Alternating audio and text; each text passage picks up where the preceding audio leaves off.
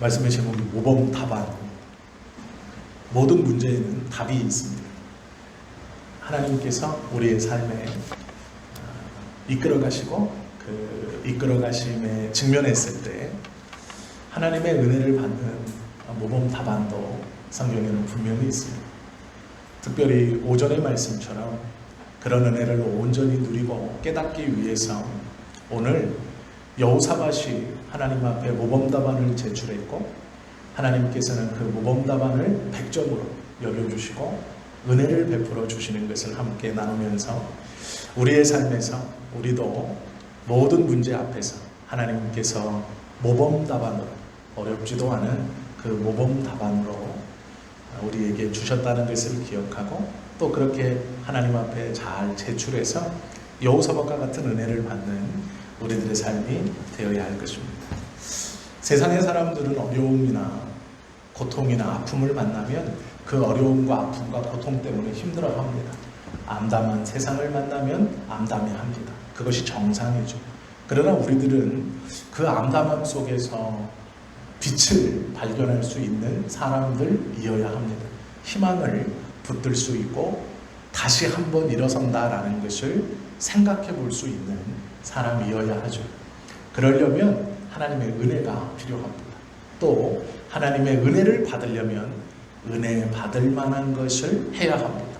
물론 이것은 어떠한 행동을 통해서 하나님 앞에 포인트를 쌓는 것처럼 이것도 하고 저것도 하고 하는 것이 아니라 하나님이 원하시는 가장 기본적인 두 가지 모범 답안이 있습니다.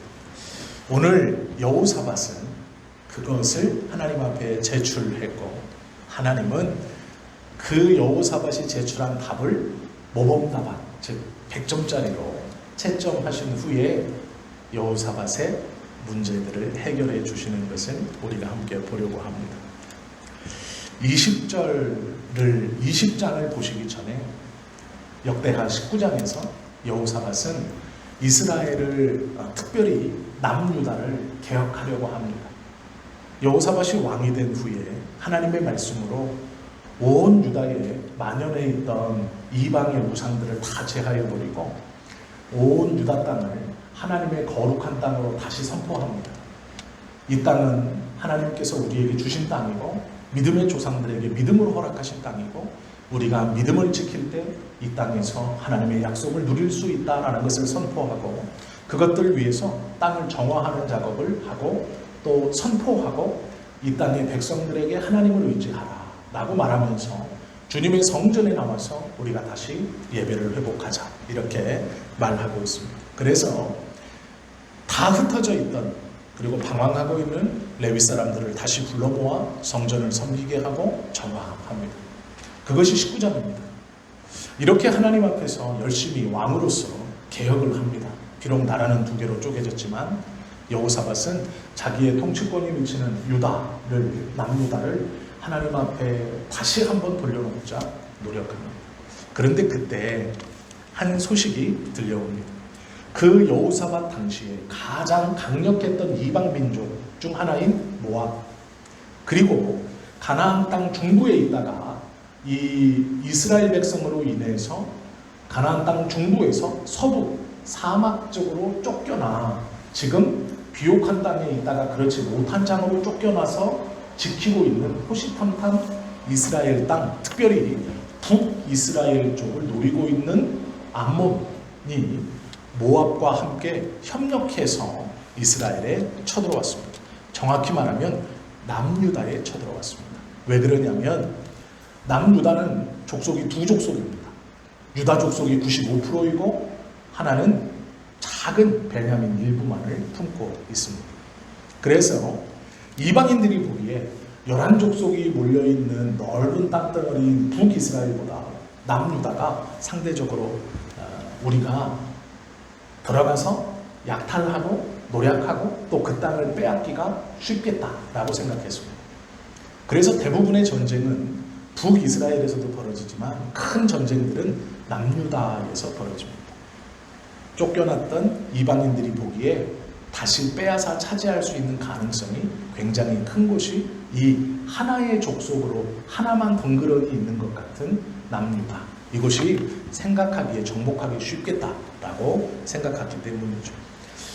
모압과 암몬 자손 그리고 마온 사람들이 함께 이 연합해서 여호사밧을 치고자 쳐들어갔습니다. 여호사밧은 유다의 왕이 되면서 신앙을 개혁하고 하나님 앞에 다시 백성들을 돌아오고자 했습니다. 그래서 취한 것이 조세, 즉 세금을 낮춰준 겁니다. 왕이 되었습니다. 그런데 이 왕이 백성들에게 왕의 말을 듣게 하려면 뭔가를 줘야 되겠죠. 당근을 줘야 말을 듣는 겁니다. 그냥 폭군인 채로 똑같이 한 채로 내 말을 들어라 그러면 안 듣습니다. 네가 나한테 해준 게 뭐가 있는데. 똑같습니다. 여호사밧이 종교개혁을 하고 요담이 종교개혁을 할 때 이때 종교개혁 전에 선행되는 것이 세금의 감면입니다. 세금을 우선 감면시켜줘야 백성들이 말을 듣습니다. 적게 걷어야 말을 듣습니다.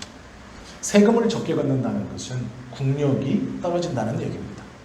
세금을 적게 걷으면 돈이 적게 거친다는 것이고 이 당시의 돈은 직접적으로 먹을 수 있는 쌀, 식량과 무기를 공급하는 것에 대부분 쓰였습니다. 종교개혁을 했다는 것은 세금을 적게 걷었다는 이야기이고 세금을 적게 걷었다는 것은 국력이 떨어지고 있다는 뜻입니다. 그래서 종교개혁 이후에 이방인들이 쳐들어오는 겁니다.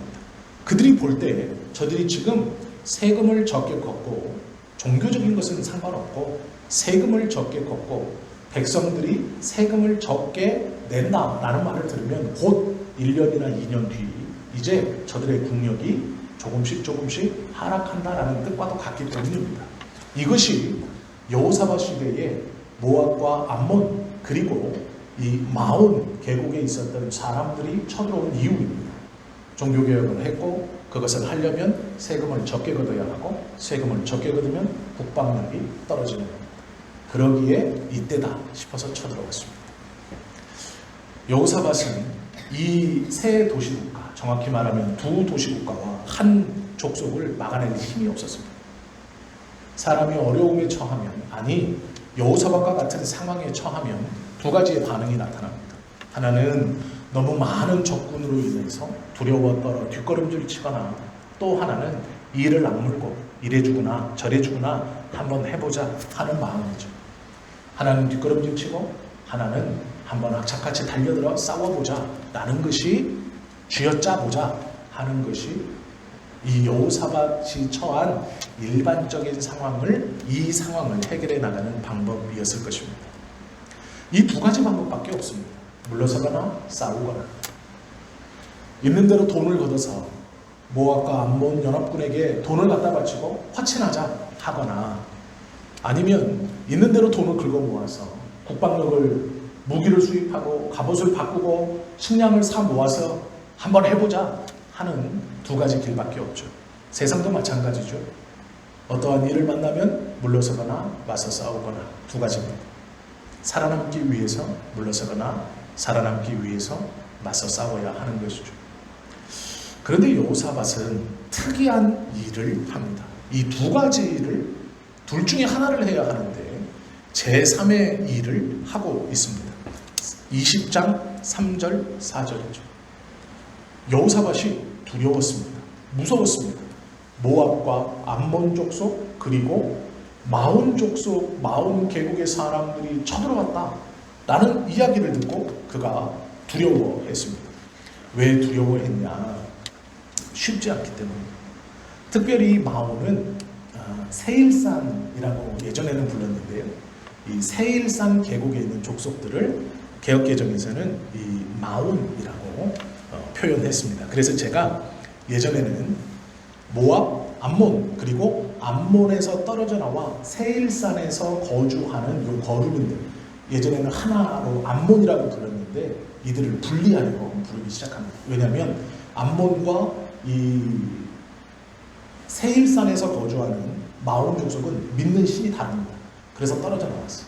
그래서 성경도 세 족속을 분리해서 기록하고 있다라는 것을 우리가 좀 알아두면 좋을 것 같습니다.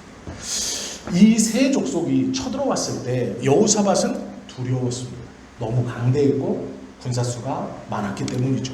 상대방은 강했고 자기는 약했습니다. 그러면 도망을 치든 뒤로 물러서든 이 약물고 맞서 싸우든 해야 하는데 여호사밧은 두려웠는데 다른 제3의 길을 하고 있습니다. 그것이 무엇이냐면 여호사밧이 두려워하여 여호와께로 낯을 향하여 간구하고 기도했습니다. 그렇게 한 것뿐만 아니라 온 유다 백성에게 금식하라 공포했습니다. 자기는 하나님께 낯을 향하고 기도하고 온 유다 백성들에게는 금식을 하자라고 공포했다라는 것이죠. 유다 사람이 여호와께 도우심을 구하려 하여 유다 모든 성읍에서 모여와서 여호와께 간구하더라. 예루살렘에 모여서 하나님께 기도하는 것입니다. 물러서든가 이악 물고 맞서 싸우던가 이 두 가지 방법 중 하나인데 이들은 여호사밧부터 하나님 앞에 기도하고 백성들에게 금식을 선포하고 또 원근각지에서 모여서 함께 하나님 앞에 기도하는 전혀 엉뚱한 제3의 길을 선택했고 그것을 하나님 앞에 행하고 있다라는 것이죠. 이것이 모범답안입니다. 모범답안 100점짜리에 정확히 50점짜리입니다. 에이 그거 누가 모릅니까? 맞습니다. 모범답안은 어렵지 않습니다. 하나님께서 우리에게 원하시는 신앙의 모범적은 아주 기본적이고 신앙인이라면 모두가 알고 있는 답이고 모두가 해야 하는 답이고 모두가 할 수 있는 답입니다. 여호사밧은 기도했습니다. 뒤로 물러선 것도 아니고 앞으로 나간 것도 아니고 기도했습니다. 이것이 모범답안의 첫 번째 50점 답안입니다. 3절부터 4절까지는 기도를 하고 5절부터 13절까지는 그 기도의 내용이 있습니다. 기도의 내용은 한번 보시면 좋을 것 같고요. 어렵고 힘든 상황이 있을 때 우리가 실수하는 것 중 하나가 무엇이냐면 기도만 하는 것입니다. 기도만 하는 것. 이건 문제 해결이 안 됩니다. 답은 맞췄는데 답은 맞춘 것 같은데 기도만 하는 것은 문제입니다. 그런데 더 큰 문제는 기도보다 앞서가는 것이 많다라는 것이죠. 기도보다 앞서가는 것이 더 큰 문제입니다. 기도보다 앞서가면 내 힘과 내 능력으로 싸우겠다는 얘기죠. 이 전쟁이 하나님의 전쟁이 아니라 내 힘과 내 능력으로 싸우는 나의 전쟁이 되어버립니다. 그러기에 기도보다 앞서서는 안 됩니다. 기도와 금식은 나의 육적인 모든 힘을 빼고 하나님 앞에 하나님이 오셔서 이 전쟁을 책임져 주십시오 하는 초청장과 같은 것입니다. 기도하며 하나님을 부르고 금식하며 하나님 내가 주님만을 의지합니다 라는 것은 하나님을 이 전쟁 한가운데로 불러들이는 초청장과 같은 것이죠. 그래서 내 전쟁이 아니라 하나님의 전쟁이 되게 하는 것입니다. 그것이 금식이고 그것이 기도인 것이죠. 이것은 신앙의 기본입니다. 100점짜리 정답에 앞에 50점입니다. 이것은 누구나 할 수 있고 누구나 해야 하는 것이고 누구나 어느 때든지 하나님 앞에 내어놓았을 때 하나님께서 후히 점수를 주시는 아주 기본적인 신앙인의 모습입니다. 또 하나가 있습니다. 앞에 기도가 50점이라면 이 100점짜리 답을 위해 뒤에 하나가 더 있습니다. 뭐겠습니까? 기도와 찬양입니다. 여호사밧은 정확하게 그렇게 행동하고 있습니다. 모압과 암몬, 세일산의 거민들이 쳐들어왔을 때 그는 두려웠습니다. 도망치지도 않았고 이악 물고 앞서 나가지도 않았습니다.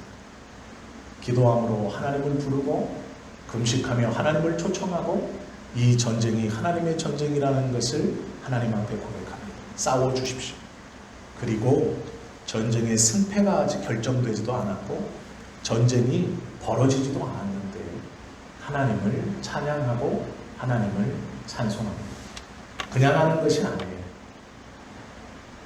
제사장들을 모으고 선지자들을 모아서 거룩한 옷을, 깨끗한 옷을 입히고 군인들의 가장 제일 앞세워서 여호와 하나님을 찬양하며 나아가자 하고 주님을 찬양합니다. 이것이 놀라운 것이죠. 이건 군악대가 아닙니다. 군인들의 사기를 올리기 위해서 현대전에서도 군악대가 있죠. 큰 빵빠레를 울리고 음악을 연주하면서 사기를 북돋우는 그런 군악대가 있습니다. 그런데 여호사밧의 이 찬양팀은 이스라엘 군인들의 사기를 올리는 그러한 군악대가 아닙니다. 하나님을 찬양하는 군악대입니다. 역대하 20장 21절 말씀을 한번 보십시오.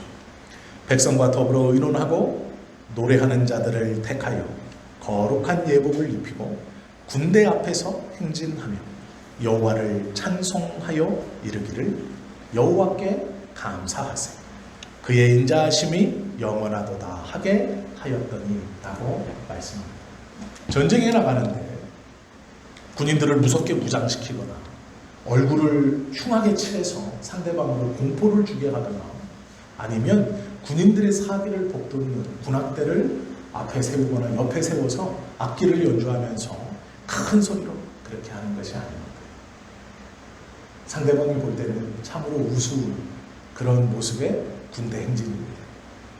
거룩한 옷, 세마포를 입히고 그들로 큰 소리로 노래를 부르면서 전진하는데 그 노래가 참 재밌습니다. 상대방이 듣기에 우리가 죽을 힘을 다하여 무찌르자 이런 말이 아니고 여호와께 감사하세 그의 인자하심이 영원합니다. 이런 노래를 부르고 전진해 오고 있다라는 거죠.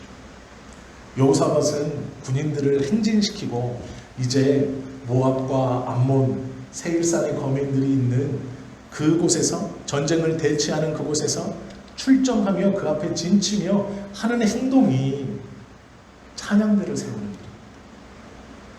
어리석어 보이는 방법이지만 그는 기도하고 하나님을 찬양합니다. 아직 전쟁의 결과가 나오지 않았어요. 이기지 못했습니다. 이 결과가 나와서는 찬양할 수 있죠. 그렇게 강대했던 모압과 암몬, 세일산의 거민들을 다 죽였습니다. 그러면 찬양할 수 있죠. 하나님이 우리에게 승리를 주셨다. 역시 우리 하나님이다 할 수 있죠. 그러나 아직 팽팽한 긴장감 속이고 전쟁이 한복판입니다. 이제 조그마한 불꽃이 탁 튀면 서로 목숨을 걸고 달려들어야 하는 일촉즉발의 순간입니다. 그런데 그때 하나님을 찬양한다는 건 말이 안 되는 거죠. 죽으라고 제일 앞에 내놓습니까? 제일 앞에 방패병들을 내세워야죠. 그런데 제일 앞에 그것도 눈에 잘 띄라는 세마포 거룩하게 구별하여서 그들을 세워놓고 그들로 하나님을 찬양하게 하며 군인들이 그 뒤를 따라 행진하게 합니다. 참으로 우습고 상식적으로 맞지 않는 전투에 임하는 방법이죠. 그런데 그때 어떤 일이 일어났는지 우리가 좀 함께 보면 좋을 것 같습니다. 22절 그 노래와 찬송이 시작될 때에 찬송을 다 끝내지도 않았고요. 이제 찬송이 시작됐어요. 이제 불렀습니다. 딱 부르자마자 어떤 일이 벌어졌느냐. 여호와께서 복병을 두어 유다를 치러 온 암몬 자손과 모압 자손과 세일산 주민들을 치게 하심으로 그들이 패하였으니 곧 암몬과 모압 자손이 일어나 세일산 주민들을 쳐서 진멸하고 세일 주민들을 멸한 후에는 그들이 서로 쳐죽였다. 원래 연합군이었습니다. 모압과 암몬 그리고 세일산 주민들이. 원래 이 세일산 주민들은 암몬에서 떨어져 나온 족속입니다. 원래는 같은 족속이에요. 그래서 유다를 침공할 때 같이 들어왔어요. 그런데 이스라엘 백성들이 전쟁에 앞서 그들과 진 진치고 있을 때 하나님을 찬양하자마자 놀라운 일이 벌어지는데 모압과 암몬이 자기 편인 세일산 거민들을 쳐 죽이기 시작합니다. 그리고 그들을 다 죽이자 모압과 암몬이 자기들끼리 또 싸우기 시작합니다. 사람으로서는 생각할 수 없고 그 전에도 이후에도 경험해보지 못했던 전쟁의 방법입니다. 찬양했더니 이런 일이 벌어집니다.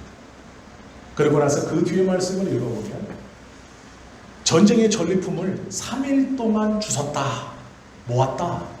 얼마나 많았는지 전쟁이 끝나고 모으는 전리품, 갑옷, 칼, 식량, 이들이 가지고 온 옷, 돈, 귀금속, 짐승 이것들을 다 추스리는데 3일이나 걸려요.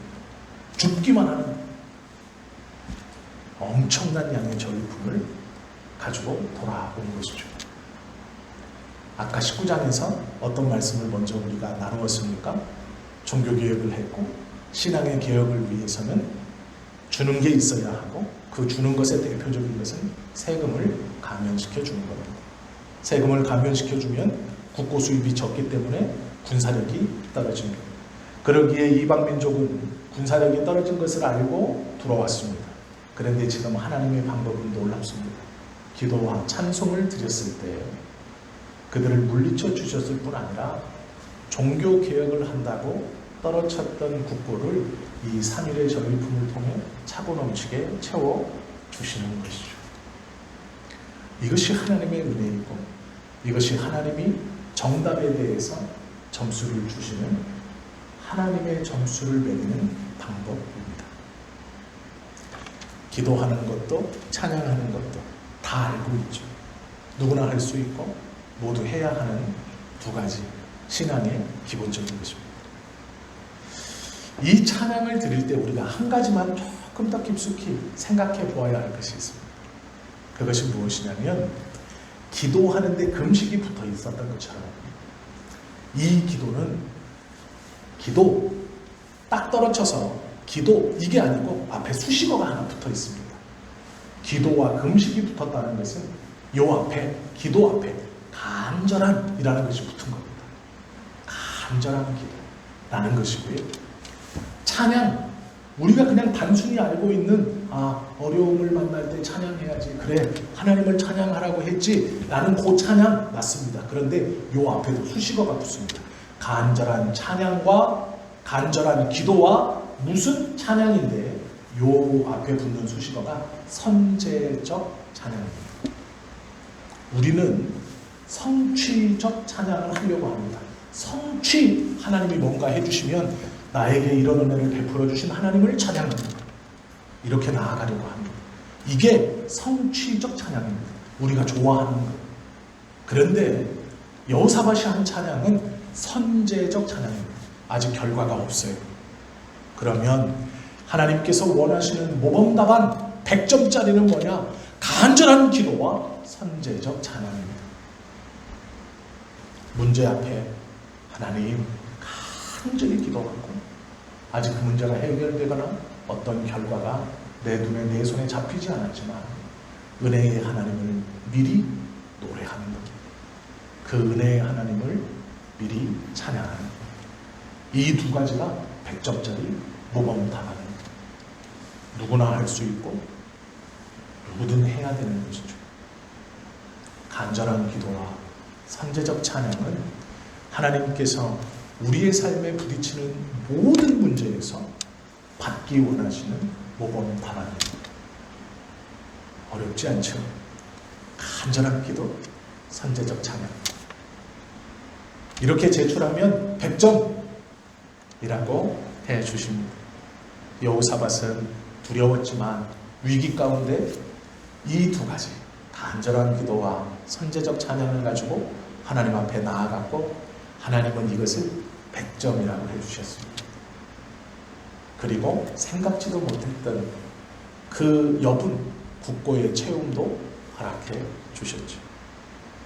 이것이 하나님의 은혜이고 하나님께서 자기를 붙들고 또 반대로 말하면 하나님이 선택한 당신의 백성들을 이끌어 가시는 은혜의 방법입니다.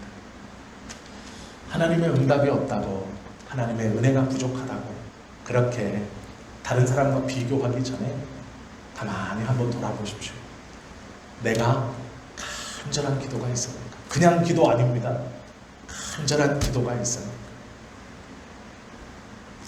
금식하라는 얘기 아니에요. 오해하시면 안 됩니다. 간절히 기도해야 되는데 어떻게 기도하지?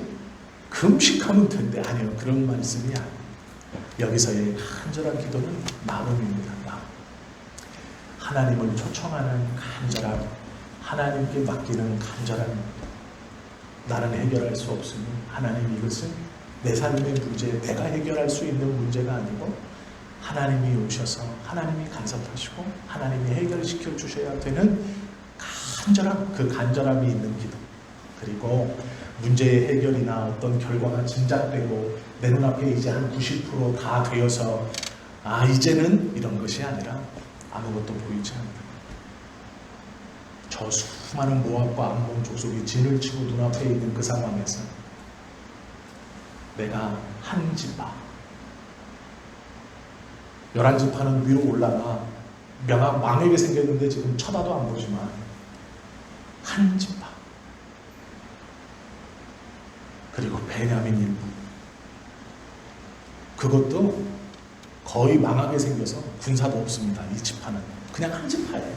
말이 2지파지 한 지파.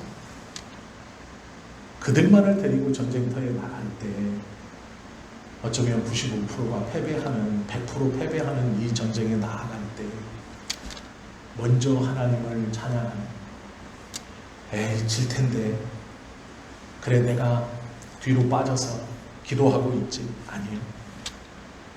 큰 소리로 구별하여서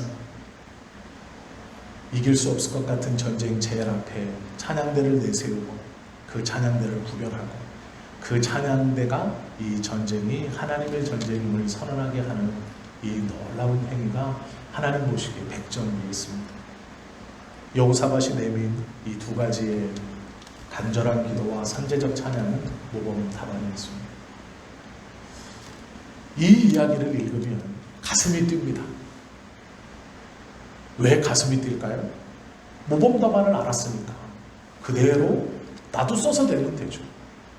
내 어떤 문제에, 내 삶의 모든 문제에 나도 여호사밧이 써냈던 모범 답안, 간절한 기도와 선제적 찬양 두 가지를 써서 내면 되죠. 하나님.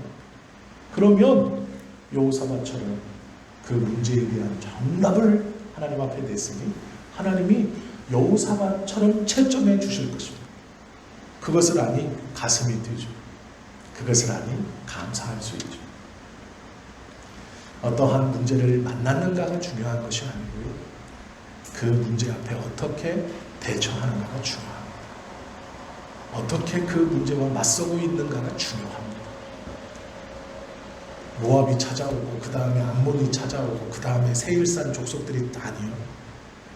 생각지도 못했고 나는 하나님 앞에서 종교개혁한다고, 하나님 앞에서 의롭고 선한 마음으로 여호사밧은 종교개혁하겠다고, 타락한 이민족 하나님 앞에 돌려놓겠다고, 나뿐 아니라 모든 이스라엘 백성들이 신앙 앞에서 하나님 앞에서 잘해보겠다고, 내가 나름대로 할 수 있는 것, 내 나라를 지키는 소득을 줄여가면서 저들에게 비율을 맞춰가면서 하나님 앞에서 내가 주님의 일을 한다고 그렇게 삶을 살아왔건만 어느 날 모압과 암몬과 세일산 족속이 쳐들어옵니다. 내가 하나님을 잘 섬기려고 몸부림쳤는데 힘든 중에도 예배하려고 했는데 조금씩 모아서 헌금하고 기도하고 찬송하고 할 수 있는 것들을 하면서 하나님 앞에서 살아가려고 종교개혁하듯이 내가 그렇게 살아왔는데, 그렇게 기도했는데, 그럼 평탄해야죠. 아무런 문제가 없어야죠. 종교개혁을 했으면 선한 왕, 착한 왕, 백성들이 우러러보고 하나님이 형통하게 하셔서 주변 나라가 알아서 다 적용받치고 내가 주님 앞에 기도하고 신앙을 지켜가고 하면 내 자식들이 말도 좀 잘 듣고 남편이 좀 존중 좀 해주고 가정 형편도 좋아지고 아프지도 않고 건강해야죠.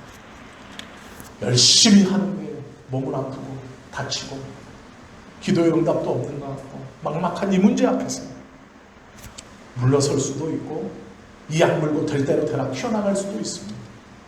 그러나 여호사밧과 같이 행동하십시오. 문제 앞에서 정확한 답안을 내셔야 됩니다. 간절한 기도와 선제적 찬양이 답입니다. 그렇게 해야 됩니다. 다른 것으로 하려고 하면 안 돼요. 기도도 있고 찬송도 있지만 간절함이 없는 기도, 선제적 찬양이 아니라 성취적 찬양이 있다면 해결이 안 됩니다. 그건 비슷한 거예요. 정답이 아니에요. 나는 정답을 쓴 것 같은데 아닙니다. 간절한 기도가 50점, 선제적 찬양이 50점, 합쳐서 100점. 그냥 기도는 몇 점인지는 모르지만 50점 아니에요. 성취적 찬양은 몇 점인지 모르지만 50점 아니에요. 둘이 합쳐서 100점 안 나와요. 비슷하지만 전혀 다른 결과가 우리에게 주어집니다. 어떠한 상황과 형편을 만나든지 상황과 형편 만난 것 그거 집중하지 마세요.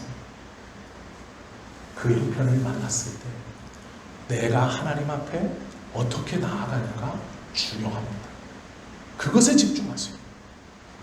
그 문제를 놓고 하나님 앞에 간절히 기도하고 하나님을 찬양하는데 그 문제의 어떠함 때문에 찬양하는 게 아니라 선제적으로 미리 당겨서 하나님 감사합니다. 그렇게 찬양할 때 우리에게 잘했다 50점, 50점 합쳐서 100점. 여호사밧이 받았던 이 믿음의 성적표처럼 우리들에게도 동일한 이 믿음의 성적표를 주실 겁니다. 우리가 예수님이 오셔서 그 앞에